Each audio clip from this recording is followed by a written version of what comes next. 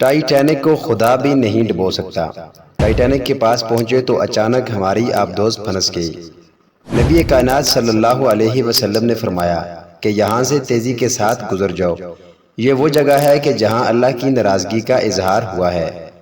ہم داؤد فیملی کے ساتھ تعزیت کا اظہار کرتے ہیں۔ السلام علیکم ناظرین کرام، ایک صدی سے زیادہ وقت بیت چکا ہے، لیکن ٹائٹینک کے ساتھ جڑی حیرتیں، نحوستیں اور اسرار آج بھی دنیا کو دنگ کر رہے ہیں۔ یہاں ایک اور حیرت کا اضافہ اس وقت دنیا کے سامنے آیا جب پتہ چلا کہ سمپسن کارٹون جو اس حوالے سے مشہور ہے کہ دنیا میں ہونے والے بڑے بڑے واقعات اس میں پہلے بتا دیے جاتے ہیں، تو یہ واقعہ بھی اس میں بیان کر دیا گیا تھا۔ بتایا اور دکھایا یہ گیا تھا کہ ایک بہت امیر باپ ہے، وہ اپنے بیٹے کے ساتھ ملین ڈالر خرچ کر کے آبدوز میں ٹائٹینک کا ملبہ دیکھنے جاتے ہیں، اور ان کی آبدوز کو حادثہ پیش آ جاتا ہے، چنانچہ دونوں کی موت ہو جاتی ہے۔ یہ کہانی شروع ہوتی ہے 1911 میں۔ اس اوقیانوس میں ایک بہت بڑا برفیلا تودہ اپنی جگہ سے ہٹتا ہے اور ٹریول کرنا شروع کر دیتا ہے، اور ادھر 1912 میں ایک ایسا جہاز بنایا جاتا ہے جس کو ٹائٹینک کا نام دیا جاتا ہے۔ اس میں اس وقت کے سارے وسائل لگا دیے جاتے ہیں، ساری لیاقت لگا دی جاتی ہے، انسانی صلاحیت لگا دی جاتی ہے، سائنس اور ٹیکنالوجی کا بھرپور استعمال کیا جاتا ہے، اور بالآخر یہ دعویٰ کر دیا جاتا ہے، یہ نعرہ لگا دیا جاتا ہے کہ یہ جہاز ڈوب ہی نہیں سکتا۔ صرف یہی بات نہیں کی گئی، بلکہ ایک اور جملے کا اضافہ کیا گیا اس کمپنی کی طرف سے جو اس ٹائٹینک جہاز کی دنیا بھر میں تشہیر کر رہی تھی۔ اس نے کہا کہ اس ٹائٹینک کو خدا بھی نہیں ڈبو سکتا، یعنی خود تو اس نے ڈوبنا کیا ہے، خدا بھی چاہے تو اسے ڈبو نہیں سکتا۔ اب اتنے کر و فر کے ساتھ، ایسے چیلنج کے ساتھ اس ٹائٹینک جہاز نے اپنے سفر کا آغاز کیا۔ برطانیہ سے یہ چلا، نیو یارک اس کی منزل تھی۔ بالآخر سامنے وہ تودہ آ گیا، بہت بڑا برفانی تودہ تھا، زیر آب، آئس برگ جسے کہتے ہیں۔ عین وقت پر کیپٹن کو پتہ چلا، لیکن وقت گزر چکا تھا، وہ اس کو موڑ نہیں سکتے تھے۔ چنانچہ وہ جہاز جس کے بارے میں دعویٰ کیا گیا تھا کہ زندگی بھر کبھی ڈوب نہیں سکتا، خدا بھی اسے ڈبو نہیں سکتا، وہ اپنے پہلے ہی سفر میں 2-3 گھنٹوں کے اندر اندر غرق ہو گیا، زیر آب ہو گیا۔ اب چونکہ اس کا معاملہ خدا کو چیلنج کر کے شروع کیا گیا تھا، اس لیے اس کے اثرات آج بھی اس کا پیچھا کر رہے ہیں۔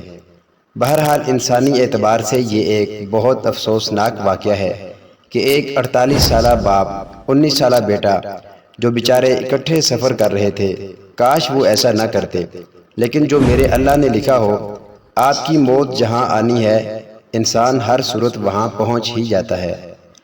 یہ لوگ وہاں ڈوب گئے۔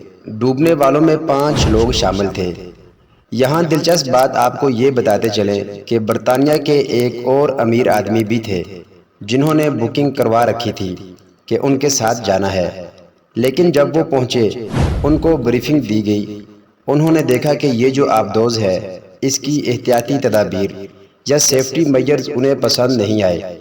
انہیں بتایا گیا کہ اس آبدوز کا صرف ایک بٹن ہے جس سے یہ آن ہوتی ہے اور آف ہوتی ہے، اور ایک ویڈیو گیم کھیلنے والا جو ایک پلیئر ٹائپ چیز ہوتی ہے، اس کے ذریعے سے اس کو آپریٹ کیا جاتا ہے۔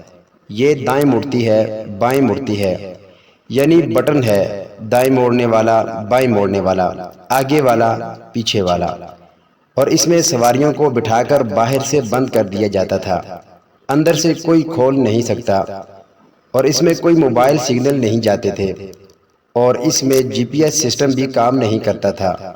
ایک اپنا سسٹم آبدوز والوں نے بنایا ہوا تھا جس کے ذریعے سے اس سے رابطہ رہتا تھا۔ ہوا یہ کہ سفر کے بالکل آغاز میں اتوار کے دن جب اس آبدوز کو روانہ ہوئے 1 گھنٹہ 45 منٹ ہوئے تھے، اس کا رابطہ منقطع ہو گیا۔ اس میں کچھ 96 گھنٹے کا بیک اپ ہوتا ہے، یعنی جس میں آپ کو آکسیجن کی سپورٹ ملتی ہے۔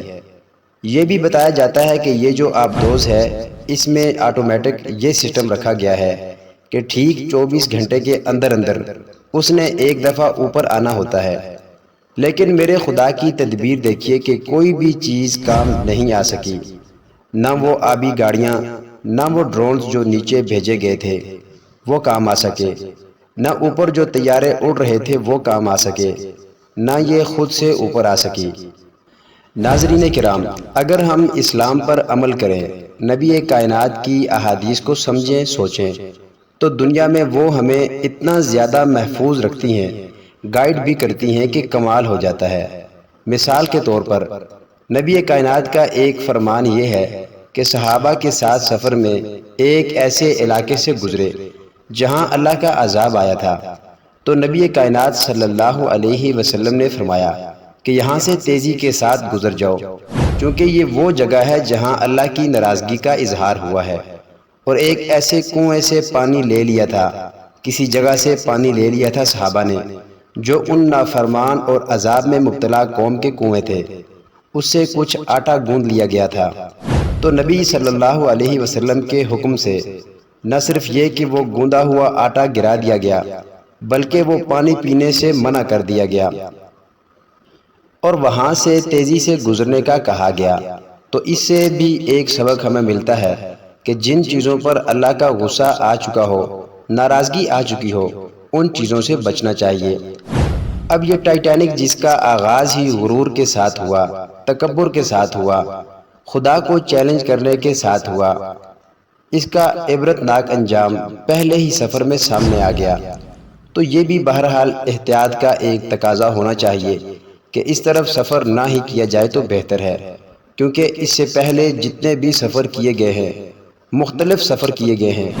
سب سے پہلے روسی آبدوز گئی ہے، وہ تو اس آبدوز کے مقابلے میں بہت آؤٹ ڈیٹڈ تھی، اس میں زیادہ سہولیات تھی، اگرچہ یہ نہیں سمجھا جا سکتا کہ پوری حفاظتی تدابیر تھی، بیک اپ تو تھا ہی نہیں کوئی، تو جتنی بھی گئی ہیں ان کو کوئی نہ کوئی مسئلہ ضرور بنا ہے۔ اس سے پہلے بھی جب ایک آبدوز گئی تھی، اس میں سوار لوگ بھی بتاتے ہیں کہ جب ہم ٹائٹینک کے پاس پہنچے تو اچانک ہماری آبدوز پھنس گئی اور اس پر زنگ خوردہ، زنگ لگا ہوا ٹائٹینک کا ملبہ گرنے لگ گیا تھا۔ تو ایک دفعہ انہوں نے بھی اپنے طور پر سمجھ لیا تھا، الوداع کہہ دیا تھا کہ موت اب گلے لگانے لگے گی، لیکن بہرحال وہ نکل آئے۔ لیکن ہر دفعہ کوئی نہ کوئی مسئلہ ضرور بنا ہے۔ چنانچہ نبوی تعلیمات کو اگر ہم سامنے رکھیں تو ہماری دنیا بھی بہتر ہو جاتی ہے، ہماری آخرت بھی بہتر ہو جاتی ہے۔ سب سے بڑا سبق اس ٹائٹینک کے ساتھ جو جڑا ہے وہ یہ ہے کہ غرور اور تکبر انسان کو زیبا نہیں ہے، شایان شان نہیں ہے۔ انسان کو انسان بننا چاہیے، بندگی اس کا خاصہ ہونی چاہیے، یہ اللہ سے معافی بھی مانگے اور اللہ کا بندہ بن کر رہے، کسی بھی کیفیت میں، وہ غریب ہو تب بھی، امیر ہو تب بھی خدا کو چیلنج کرنے سے ہمیں باز رہنا چاہیے۔ قدرت کا کوئی مقابلہ نہیں کر سکتا، خدا کا کوئی مقابلہ نہیں کر سکتا۔ خدا کے ہو جانے میں ہماری دنیا اور آخرت کی بہتری ہے، خدا کے خلاف جانے میں خسارہ ہی خسارہ ہے۔ اللہ ہمیں تکبر سے بچائے اور اللہ ہمیں اپنا بندہ بنائے۔ محترم ناظرین، کومنٹ باکس میں اپنی رائے کا اظہار ضرور کیجیے۔